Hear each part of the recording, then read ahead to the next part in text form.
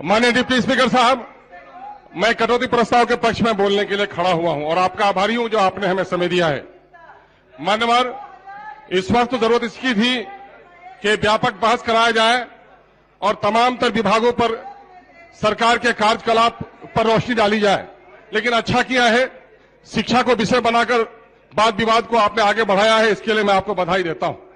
मुझसे अगर पूछा जाए कि एनडीए की कौन से काम को तुम अच्छा देखते हो, गरचे मैं एनडीए के कार्यकलाप उनके विचारों से बिल्कुल मतभेद रखता हूं, बल्कि मुखालिफत करता हूं, लेकिन दो चीज ऐसी है, शराबबंदी जिसने एक बड़ा सबक पढ़ाया है बिहार को, मैं उसका समर्थन करता हूं, और दूसरा यह है कि माननीय शिक्षा मंत्री जी की शैली, जो बोलते हैं तो दिल को लुभा लेते हैं, और मैं उम्मीद करता हूं कि शायद काम भी वो करेंगे। इसी उम्मीद पर कुछ बातें शिक्षा जगत की रखना चाहता हूं।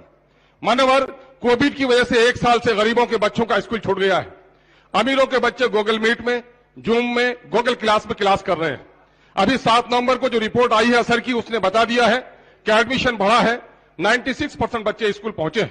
लेकिन दूसरा रूप यह है कि 30% बच्चे क्लास 8 के, उससे ज्यादा के लोग अपने सिलेबस की किताब नहीं पढ़ पाते हैं। इस पर गौर करने की जरूरत है कि शिक्षा किसका नाम है, उसको हमको देखने की जरूरत है। चूंकि बिहार में खनिज नहीं है और मानव संसाधन के विकास के बगैर बिहार का विकास नहीं हो सकता। मैं आपको स्कूल की स्थिति बताना चाहता हूं कि इस वक्त बिहार में उर्दू को दूसरी सरकारी जबान की हैसियत हासिल है, और नतीजा यह है कि बिहार के 80,000 से ज्यादा स्कूलों में उर्दू की टीचर नहीं है। और उर्दू बंगला टेट जो पास किए हैं 7 साल पहले, ये बच्चे आज डंडे खा रहे हैं, किसी का सुहाग उतर रहा है, किसी की मार हो रही है, कोई खुदकुशी कर रहा है। सुप्रीम कोर्ट ने कहा कि हमदर्दाना तौर पर इनकी बहाली कीजिए, लेकिन आपने एसटीईटी को 50% में बहाल किया और उर्दू और बंगला के लिए आपने 60% अनिवार्य रख दिया। मैं समझता हूं कि संविधान की धारा 15 कास्ट, क्रीड और लैंग्वेज की बुनियाद पर किसी के साथ भेदभाव नहीं किया जाए, उसका वायलेशन है। मैं चाहता हूं कि इन पर गंभीरता से सरकार विचार करे और ये बच्चे 5% मांग रहे हैं, बल्कि 50% देकर इनकी बहाली की जाए, ताकि उर्दू जो बिहार की दूसरी सरकारी जबान है उसके पठन पाठन का कार्य हो सके। महोदय, मैं अभी आपको कहना चाहता हूं कि आपने अभी 40,500 मिडिल और प्राइमरी स्कूल के और 5300 हाई स्कूल के टीचरों के लिए बीपीएससी की तरह इम्तिहान लेने का फैसला किया है। उसमें पंचायत के और नगर के शिक्षकों के अनुभव को माना है, लेकिन मदरसे के टीचरों के अनुभव को हम नहीं माना है। मैं चाहता हूं कि उस पर भी विचार करें। मैं चाहता हूं कि नियोजित शिक्षकों की तनख्वाह बढ़े, उनको वक्त पर तनख्वाह मिले और शिक्षक बने, और शिक्षा के अलावा दूसरे काम में उनको नहीं लगाया जाए। मदरसा एजुकेशन बोर्ड बिहार में अकलियतों की तालीम का एक बड़ा इदारा है। महोदय, मदरसा एजुकेशन बोर्ड की हालत बहुत बुरी है। आपने 2449 प्लस 1 के मदरसों को तनख्वाह देने की बात कही है, सिर्फ 814 मदरसे को दिया है आपने। 1600 मदरसा के टीचर भुखमरी का शिकार हैं, उनकी तनख्वाह जल्द से जल्द जारी कराई जाए। मदरसा के 2005 से पहले के टीचरों को आप पेंशन उन पर लागू कीजिए। मदरसा की कमेटी की बहाली के सिलसिले में आप कोई निर्णय लाइए, टेट वहां पर बहाल कीजिए, कमेटी के चेयरमैन बहाल कीजिए, मदरसा के रूल रेगुलेशंस ठीक कीजिए। अभी आप देखेंगे कि आपने सदन में आश्वासन दिया है कि हाफिज के ओहदे को तरक्की दी जाएगी, लेकिन मेरे पास सिक्योरिटी के लेटर है कि हाफिज के ओहदे को तरक्की नहीं दी जाएगी। किसको माना जाए? माननीय मंत्री, आप जो कुछ सदन में बोल रहे हैं वो नियम है, इसलिए वहां बहुत सारे हाफिज को तरक्की दी गई है, लेकिन ये रुका पड़ा है। इस मदरसा को जारी कराया जाए। महोदय, मदरसा की कमेटी जल्दी से जल्दी बहाल करा जाए। मदरसा शमसुल महोदय, मदरसा शमसुल हुदा में 35 टीचर की जगह पर सिर्फ 10 है। गवर्नमेंट उर्दू लाइब्रेरी में 10 की जगह पर सिर्फ 2 है।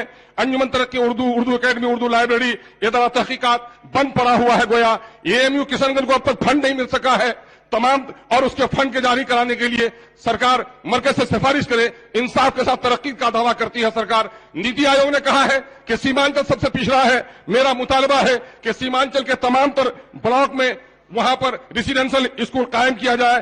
कॉलेज में बच्चों का एडमिशन ऑनलाइन नहीं बल्कि स्कूल। सर 2 मिनट सर उम्र दराज मांग के लाए थे, 4 दिन दो आरजू में कट गए, 2 इंतजार में, बहुत कम समय मिला है सर, 2 बात सुन लिया जाए। डाइट में आप प्राइमरी एजुकेशन की टीचर को ट्रेनिंग दे रहे हैं, वहां पर बीएड की पढ़ाई शुरू करा जाए। दास्ताने गम जब हम सुनाने लगेंगे, पत्थर भी आंसू बहाने लगेंगे। उर्दू मर रही है, मिट रही है। उर्दू तालीम को जिंदा कीजिए। उर्दू बिहार की दूसरी सरकारी जबान है। मान्यवर हमारे मंत्री जी उर्दू की भाषा जब बोलते हैं सबको लपेट लेते हैं, बल्कि विपक्ष को चुप करने के लिए उर्दू के शब्दों का बड़ा सुंदर प्रयोग करते हैं। उर्दू जिंदा नहीं रहेगी तो हिंदी भी मर जाएगी। उर्दू और हिंदी दोनों जुड़वा बहन है। उर्दू के तमाम तर टीचरों की बहाली की जाए, मदरसे की हालत अच्छी बनाई जाए, एएमयू को फंड दिलाया जाए ताकि उर्दू आबादी यकीन करने लगे कि यह सरकार जो कहती है इंसाफ के साथ तरक्की, तो दोनों आंखों से रोशनी होगी, तभी दुल्हन खूबसूरत होगी। हिंदी के साथ उर्दू को भी जिंदा रहने दीजिए और एसटी उर्दू टेक के नौजवानों को फौरन बहाल कीजिए और मदरसा के सारे लंबित मसाइल को हल कीजिए। मैं इसके लिए आपने समय दिया, इसके लिए मैं आपका शुक्रिया अदा करता हूं और आशा करता हूं कि वजीर तालीम जो बड़ी संजीदगी से उर्दू के मसाइल को सुन रहे हैं, इन उर्दू के मसाइल को हल करने में फौरी इकदाम करेंगे। बहुत बहुत धन्यवाद, शुक्रिया।